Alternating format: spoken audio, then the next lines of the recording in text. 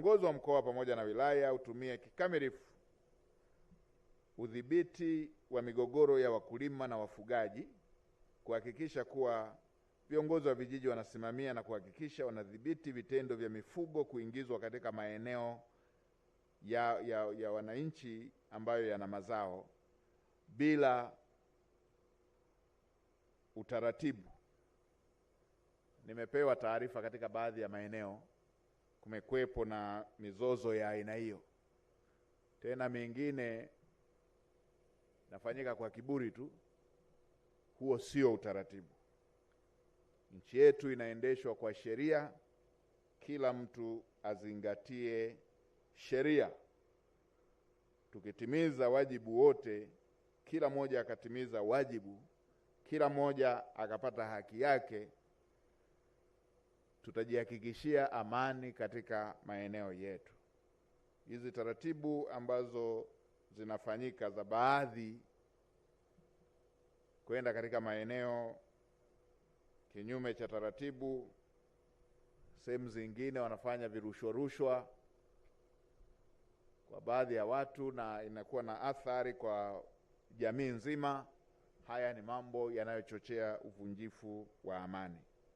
Wakuu wa mikoa katika maeneo yote ambayo yana viashiria vya aina hii, shughulikieni matatizo hayo, na kama mnaona yanawazidi nguvu, shirikisheni na wizara za kisekta ili kuweza kuhakikisha tunapata ufumbuzi utakao wahakikishia wananchi wetu amani, usalama na utulivu, na kila mmoja afanye shughuli yake ya kujiletea maendeleo bila matatizo.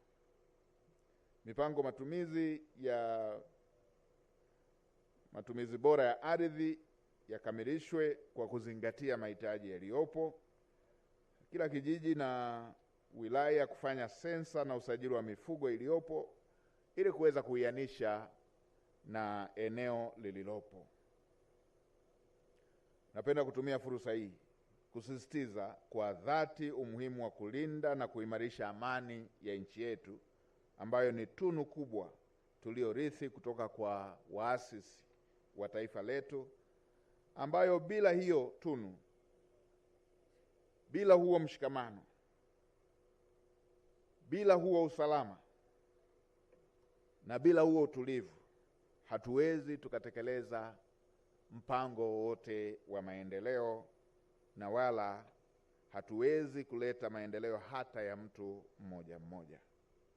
Amani, mshikamano na usalama na utulivu ndio msingi utakaojenga taifa lenye mafanikio na umoja, na kukuza uchumi na kuwezesha wananchi kutekeleza shughuli za maendeleo ili kuweza kujiletea maendeleo na kuliletea taifa letu maendeleo. Tanzania imeendelea kuthamini umuhimu wa amani, usalama na utulivu kama njia ya kukuza umoja wa kitaifa na nguvu ya ushirikiano wa kikanda na kimataifa. Tuweke mbele uzalendo na tuendelee kulinda amani, umoja na mshikamano wetu kama nguzo kuu ya kulinda uhuru, rasilimali zetu na mustakabali wa taifa kwa ujumla. Ndugu viongozi, ninapohitimisha, ninapenda tena kuwapongeza viongozi wa Wizara ya Maliasili na Utalii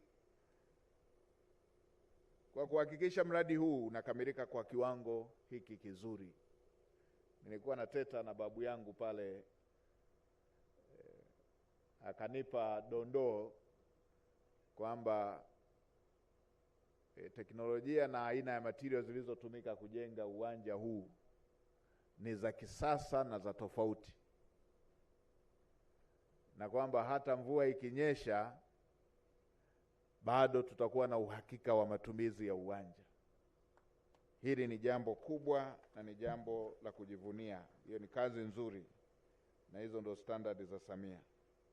Hatua hii ni muhimu katika kuhakikisha kuwa fursa za utalii kusini mwa Tanzania zinafunguliwa.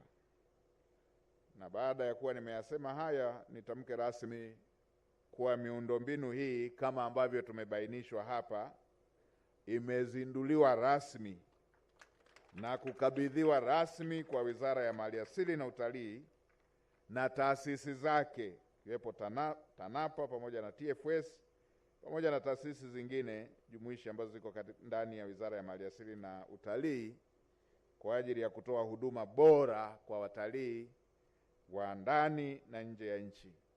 Asanteni sana kwa kunisikiliza na nawatakia kila la heri. Asanteni sana.